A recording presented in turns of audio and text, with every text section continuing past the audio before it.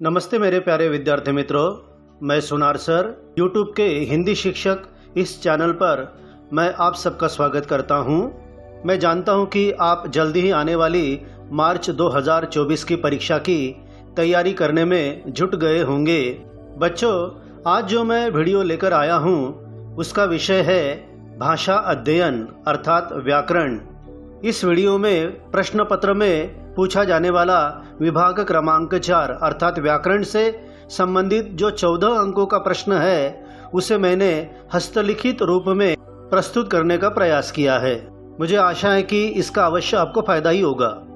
और व्याकरण का प्रश्न कैसे हल किया जाता है इसकी भी एक दिशा आपको मिलेगी, क्योंकि हमने देखे हैं कि कई सारे विद्यार्थी हिंदी व्याकरण को लेकर काफ़ी चिंतित हो जाते हैं, काफ़ी परेशान से हो जाते हैं। होना तो ये चाहिए कि 14 अंकों का ये जो प्रश्न है उसके पूरे के पूरे अंक आपको मिलने चाहिए।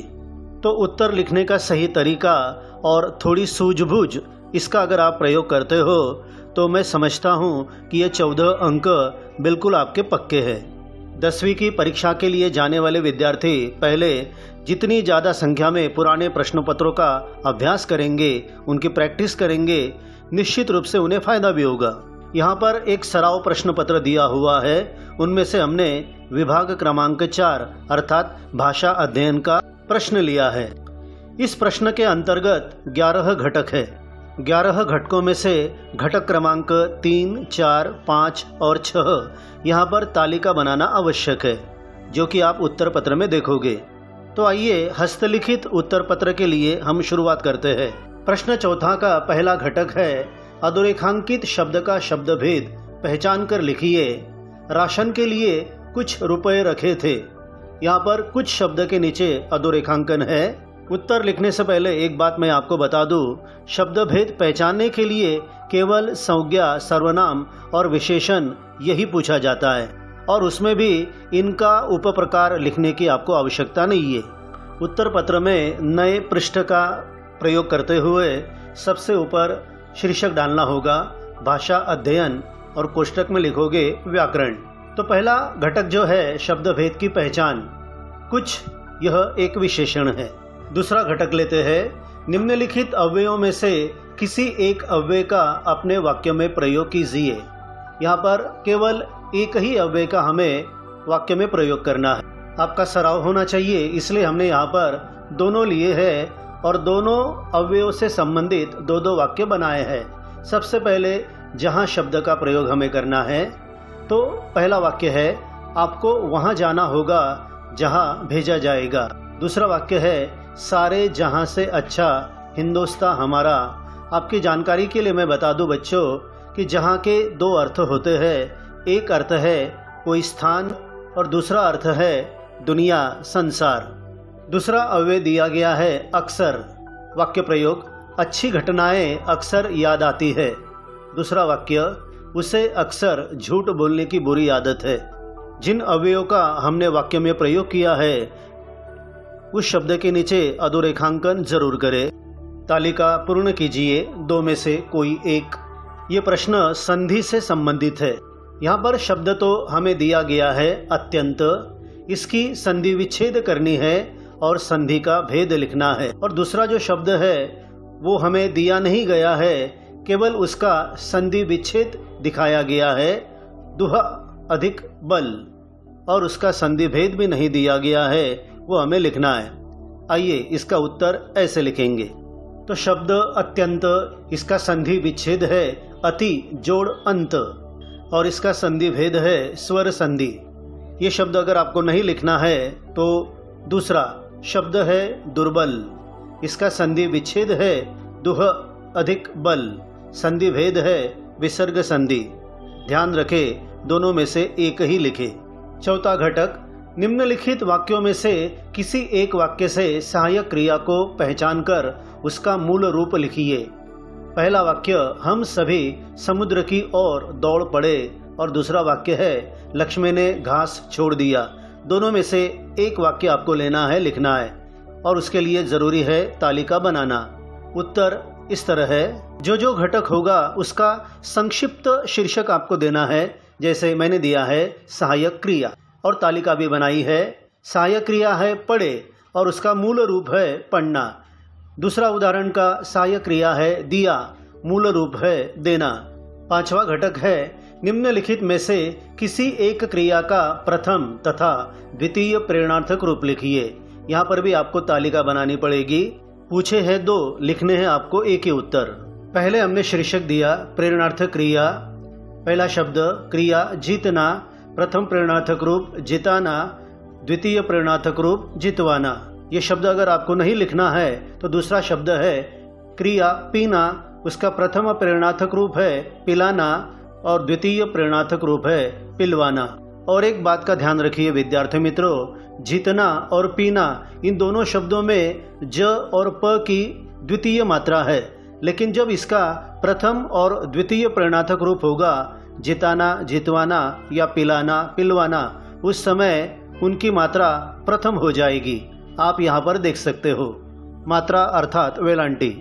व्याकरण के प्रश्नों में एक एक अंक पाना एक एक मोती पाने के बराबर होता है। अर्थात ये बात केवल व्याकरण के लिए नहीं बल्कि गद्य, पद्य, पूरक पठन और उपयोजित लेखन इन सब के लिए लागू होती है। प्रश्न चौथे का छठा आंकड़ा देखते हैं। निम्नलिखित मुहावरों में से किसी एक मुहावरे का अर्थ लिखकर अपने वाक्य में प्रयोग कीजिए। यहाँ पर भी आपको दोनों में से एक मुहावरे का अर्थ देकर उसका अपने सार्थक वाक्य में प्रयोग करना है। और हाँ, एक बात जरूर ध्यान में रखिए, जब आप किसी मुहावरे का वाक्य में प्रयोग करोगे तो वहाँ पर मुहावरा आना चाहिए, न कि मुहावरे का अर्थ। उत्तर देखते हैं। छठवां आंकड़ा शीर्षक दिया मुहावरे। पहला मुहावरा आंखें फाड़कर देखना, अर्थ है आश्चर्य से देखना। वाक्य में प्रयोग उस विशाल जानवर को लोग आंखें फाड़कर देख रहे थे। दूसरा मुहावरा देखते रह जाना, अर्थ है दंग रह जाना या आश्चर्यचकित होना। वाक्य में प्रयोग हमने किया बच्चे की विचित्र हरकतें हम देखते ही रह गए। वाक्य में मुहावरे का प्रयोग करने के बाद हमने उस मुहावरे के नीचे अधोरेखांकन किया है, आप देख सकते हो। मुहावरे का अर्थ बताकर अगर आपको वाक्य में प्रयोग नहीं करना है तो उसके लिए अथवा ये प्रश्न दिया है। अधोरेखांकित वाक्यांश के लिए उचित मुहावरे का चयन करके वाक्य फिर से लिखिए। कोष्टक में 2 मुहावरे दिए हैं, दोनों में से सही मुहावरा हमें वाक्य में डालना है। वाक्य ये है पाकिटमार महिला का बटुआ छीनकर बहुत तेजी से निकल गया। तो बहुत तेजी से निकल गया, इसके लिए कौन सा मुहावरा है? दोनों में से एक हमें चुनना है। आइए उत्तर देखते हैं। पाकिटमार महिला का बटुआ छीनकर तीर की तरह निकल गया। सातवां घटक लेते हैं। निम्नलिखित वाक्य पढ़कर प्रयुक्त कारकों में से कोई एक कारक पहचान कर उसका भेद लिखिए। यहाँ पर भी 2 वाक्य दिए हुए हैं और दोनों में से एक हमें लिखना है। एक बात ध्यान में रखिए कि यहाँ पर 2 काम हमें करने हैं। दिए हुए वाक्य में जो कारक चिन्ह है वो भी पहचानना है और उस कारक का भेद कौन सा है ये भी लिखना है। 7वां आंकड़ा हमने शीर्षक दिया कारक और तालिका भी बनाई है। पहले वाक्य में से ये कारक चिन्ह है और उस कारक का भेद है अपादान कारक, और दूसरे वाक्य में कारक चिन्ह है के और कारक का भेद है संबंध कारक। 8वां घटक निम्नलिखित वाक्य में यथास्थान उचित विराम चिन्हों का प्रयोग करके वाक्य फिर से लिखिए। वाक्य है संस्था की जमीन पर छोटे छोटे मकान बनाए जाएंगे। इस पूरे वाक्य में 2 विराम चिन्हों की कमी है जो हमें लिखने हैं, डालने हैं। शीर्षक दिया विराम चिन्ह। संस्था की जमीन पर छोटे छोटे मकान बनाए जाएंगे। वाक्य वही है, देखो परिवर्तन क्या हुआ फिर। छोटे छोटे इनके बीच हमने योजक चिन्ह डाला है और जिसके नीचे अधोरेखांकन भी किया, और वाक्य के अंत में जाएंगे के बाद खड़ी पाई अर्थात पूर्ण विराम भी दिया है। 9वां घटक जो काल परिवर्तन से संबंधित है। निम्नलिखित वाक्यों में से किन्हीं 2 वाक्यों का सूचना के अनुसार काल परिवर्तन कीजिए। यहाँ पर 3 वाक्य दिखाई दे रहे हैं। पहला वाक्य अपूर्ण वर्तमान काल में बनाना है, दूसरा वाक्य पूर्ण वर्तमान काल में बनाना है और तीसरा वाक्य सामान्य वर्तमान काल में बनाना है। 3 अंक पाने के लिए 3 वाक्यों में से 2 वाक्य चुनकर हमें उनका काल परिवर्तन करना है। उत्तर देखिए, अब हम उसका प्रयोग कर रहे हैं। ये हमने अपूर्ण वर्तमान काल में बनाया। दूसरा वाक्य, मंत्री जी ने लोगों को एक मशवरा दिया है, ये पूर्ण वर्तमान काल में हमने बनाया। और तीसरा वाक्य, उनके आशीर्वाद आज भी हमें मिलते हैं, ये हमने सामान्य वर्तमान काल का वाक्य बनाया और आवश्यकता के अनुसार अधोरेखांकन भी किया है। 10वां घटक, निम्नलिखित वाक्य का रचना के आधार पर भेद पहचान कर लिखिए। बादल गरज रहे हैं और बिजली चमक रही है। हमने यहाँ पर 10वां आंकड़ा लिखा और रचना के आधार पर वाक्य का भेद ये लिखकर पहले का उत्तर लिखा है संयुक्त वाक्य। 10वें घटक का ही दूसरा प्रश्न है, निम्नलिखित वाक्यों में से किसी एक वाक्य का अर्थ के आधार पर दी गई सूचना के अनुसार परिवर्तन कीजिए।